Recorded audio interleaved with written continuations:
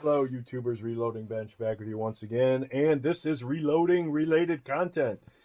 No machining, no restoration, no other. So, for those of you who followed my channel for any period of time, you know that I use the Mag-P bullet feeder or bullet tube feeder in conjunction with either a Hornady bullet feeding die for my 45 ACP or the new and incredible winner by Lee, the Lee inline bullet feeding die. That die is just amazing. If I ever have any problems with my Hornady 45 ACP feeding die, I'm going to go get the Lee. But on my Dillon, I'm very happy with the Lee.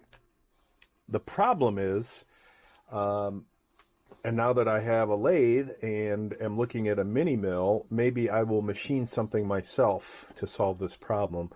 But for now, or for quite a while, and this is my 9mm that I put the adapter in to work with the Lee bullet feeding die.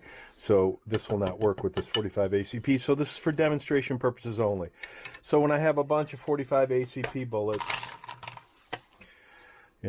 20 some odd bullets, this works quite nicely for me when I have the correct Mag-P. And I just slide them in and all is good. Unfortunately, with 9mm bullets, they move around too much. See the float? The float is just too, I don't know what the right word is, too floaty. So they're just, plus the groove is bigger, the V groove for the 45 ACP. So they bunch up. It doesn't work well. But I like the concept. So I started tinkering around over my break, the Christmas holidays and such. Was playing with my router to find the right bit, put it on the routing table. Obviously you can see how good I am in terms of measurements, but this is, again, good enough because I'm really not machining anything. I'm just carving something up to see if my concept will work. And from a groove perspective, they float along a lot better than they did on this. The hardest challenge was figuring out how to cut and shape the end here so that my Mag-P will sit appropriately and at the right level so that I can more quickly, some will say, oh, you're doing the same thing. You're handling all the bullets here.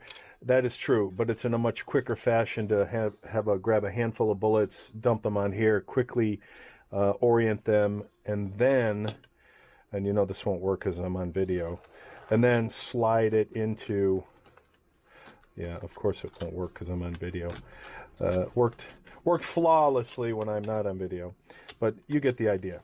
They go in there a little bit faster than if I stand here and feed them one by one by one, because there's about 24 in each. Let's just call it 25 times 1, 2, 3, 4, 5, 6, 7, 175 bullets that I'm touching by hand one at a time, as opposed to grabbing a handful, putting them in here, orienting them, and then sliding them in. And again, when I'm not on video, everything works much better than when I'm trying to demonstrate on video, because that is the law of YouTube.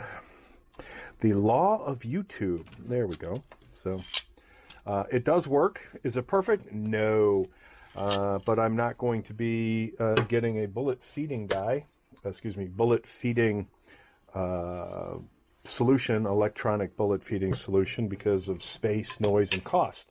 So I will pick up some small magnets so that I can mount this to the side of the bench right next to this one and pull it out when necessary. So, it's a mini win, I would say, in terms of being able to more efficiently feed my bullets into this particular device. I'm honestly really surprised, considering the engineering, that SocalSW hasn't machined something, some type of funnel system that would allow you to fill this as opposed to making something like this. So again, now that I have my lathe and I'm getting the itch to buy a mill, I'm looking at mills. My leading contender is either a Precision Matthews, what is it, a 25V, or the Little Machine Shop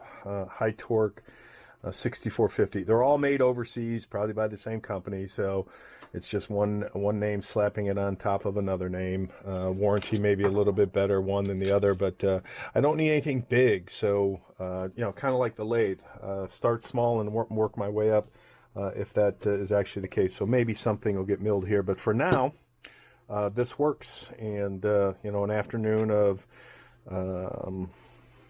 dealing with the router, the saw, the chisel, and some measuring devices, we got to a working solution. So that is it for now. Take care, folks. Thought this was going to be finishing touches, but that is not the case, because in order to drill with a Forstner bit, I don't have anything big enough end mill wise, drill bit chuck wise to hold the end mill for the 3/4 inch. So I ended up using Forstner bits, and unfortunately, as you can tell, different, you know, I did this in a very quick fashion, so not the best, and might need to redo this one, but came through on a couple places, so I'll have to fixie that. But the 9mm